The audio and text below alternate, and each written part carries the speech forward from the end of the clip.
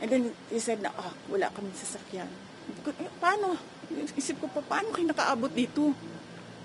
Naglakad kayo? Ganun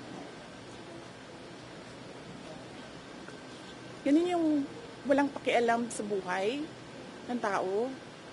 Hindi na nahiya sa nanay. Hindi naman akusado yan. Hindi naman convict yan. Resource person yan na nagrespeto sa kanila kahit alam niyang mali yung ginagawa sa kanya. Nagrespeto siya. Kasi pakiusap ko, para na lang matapos, sige na lang, para na lang matapos, sige na lang. Nilagay nila doon. Kasi nandun ako sa House of Representatives. Bakit? Sila ba may-ari nung opisina ni Congressman Pulong Duterte? Di ba siya?